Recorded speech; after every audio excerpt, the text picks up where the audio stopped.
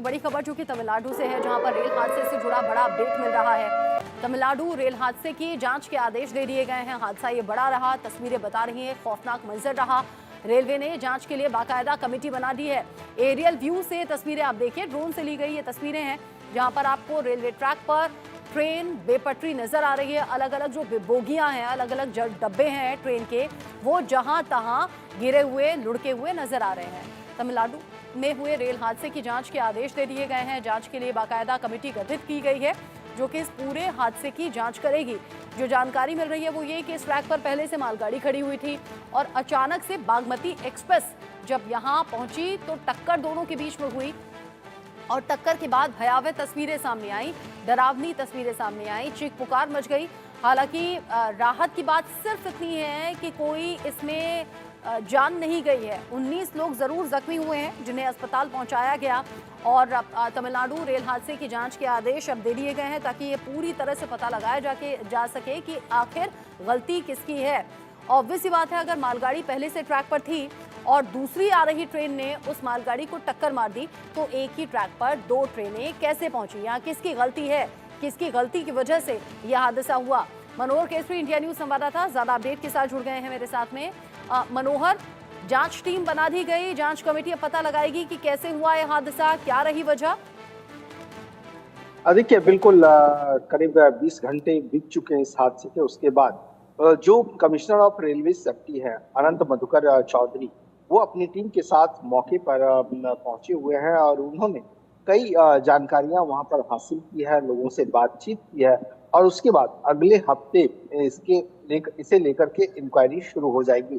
साथ ही साथ लोगों को भी जानकारी दी जाएगी कि लोग जो है इसके बारे में बताने के लिए आए।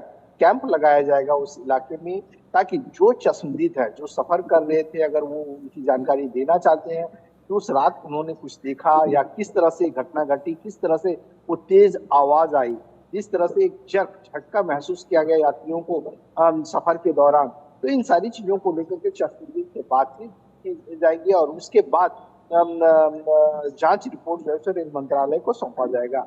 लेकिन जो प्राइमा फेसी है, जो पता चल रहा है कि आखिरकार सिग्नल ये गलती कैसे हुई। अगर लूप लाइन में बगल में अगर मालगाड़ी खड़ी है और उसके बाद मेन लाइन में दरभंगा एक्सप्रेस, मैसूर दरभंगा एक्सप्रेस को अगर जाना तो ये ट्रेन कैसे उस ट्रैक पे, दूसरे ट्रैक पे चली गई और पीछे से मालगाड़ी को हिट, ये सबसे बड़ा सवाल है और इसे लेकर के राजनीति भी शुरू हो गई है।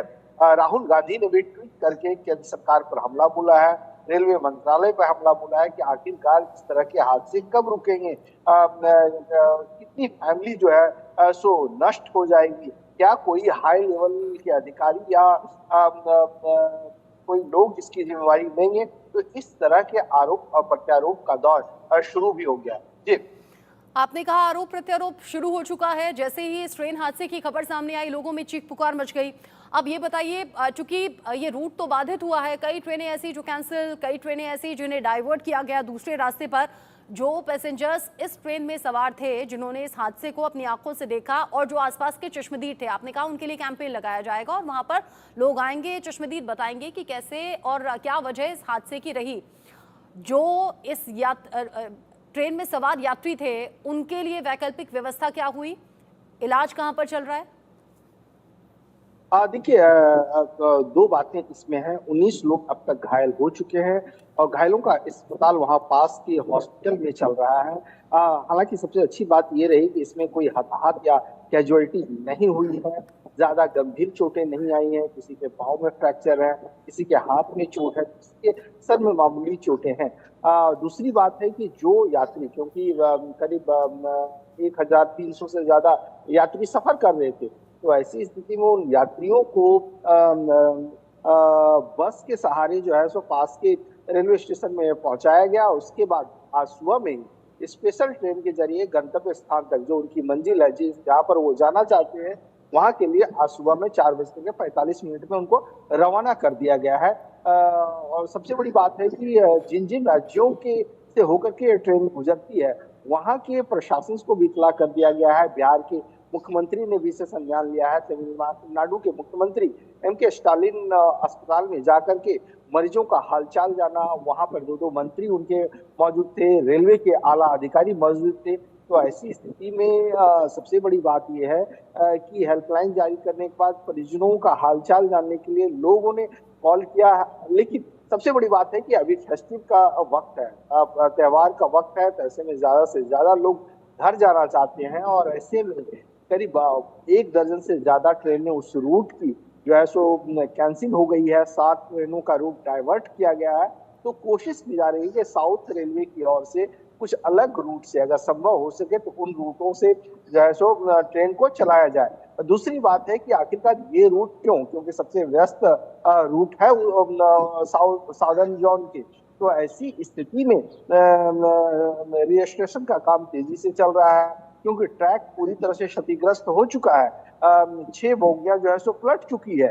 तो ऐसी स्थिति में उन्हें हटाने का काम, फिर उन जिस एरिया में ये घटना घटी है वहां पर ट्रैक के मरम्मत का काम करने में अभी लगभग 12 से 13 घंटे और लग सकते हैं। जी, यानी कि ट्रैक को बहाल होने में अभी कुछ घंटे का वक्त और लगेगा, 12 से 13 घंटे जो कि अनुमान है। साथ ही साथ हाई लेवल कमेटी भी गठित कर दी गई है जो कि इस तरह के हादसों को लेकर नजर बनाए रखती है और इस हादसे को लेकर सही रीजन पता लगाया जाएगा। लेकिन मनोहर, अगर हम देखें, ये पहली बार ऐसा नहीं हुआ या इस रीजन की वजह से कोई ट्रेन हादसा हुआ हो, ऐसा भी पहली बार नहीं है कि ट्रैक पर एक ट्रेन पहले से थी और दूसरी ट्रेन ने आकर टक्कर मार दी और फिर जो बिखराव बोगियों का है या फिर जो चीख पुकार लोगों की है वो पहली बार देखी गई हो। गलतियों से सबक ना लेना भी एक बहुत बड़ी गलती है। बिल्कुल, और इसी का आरोप जो है सो राहुल गांधी ने अपने एक्स पोस्ट पे लगाया है कि क्या कोई आला अधिकारी इसकी रिस्पॉन्सिबिलिटी लेंगे, कितनी फैमिली और तबाह होगी इस तरह के रेल हादसों में।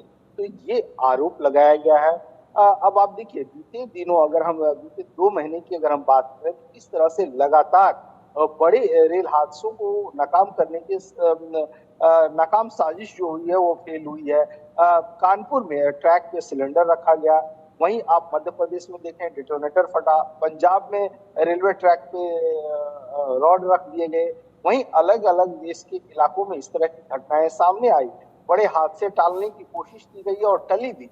लेकिन इस घटना की वजह क्या है, ये जांच का विषय है। लेकिन शुरुआती जो पता चल रहा है कि आखिरकार ये सिग्नल बाईपास कैसे कर गया, कैसे ट्रेन को ड्राइवर को पता नहीं चल पाया, ये सारी चीजें जो है जांच का विषय है, जो CRS की इंक्वायरी के बाद जो है सो साफ हो पाई।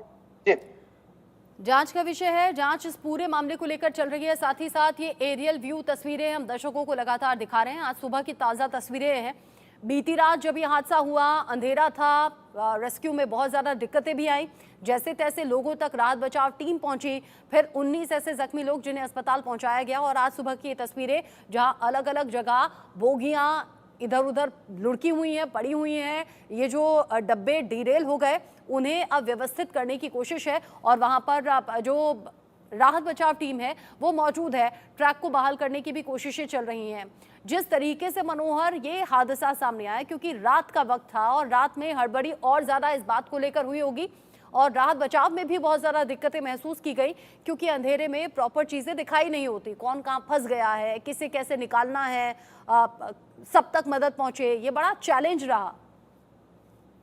देखिए बिल्कुल, और सबसे बड़ी बात है कि अभी दशहरा का वक्त चल रहा है। कल अष्टमी का पर्व था, सभी लोग बिजी थे, अष्टमी पूजा भी थी और ऐसी स्थिति में हमें वो घटना भी याद आती है।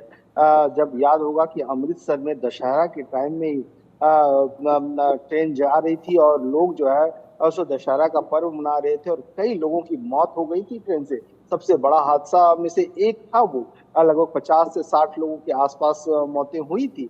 तो ये काफी दुखद घटना है और कल काफी चैलेंजेस भी आए। इसीलिए NDRF और SDRF की टीम जो है सो मौके पर पहुंची और मौके पर पहुंच करके जल्द से जल्द रेस्क्यू ऑपरेशन चला। देर रात तक रेस्क्यू ऑपरेशन चला और सभी को घायल को पहुंचाया गया और जो पैसेंजर थे उनको निकाल करके जो है सो बस के सहारे पास के रेलवे स्टेशन में पहुंचाया गया। जी।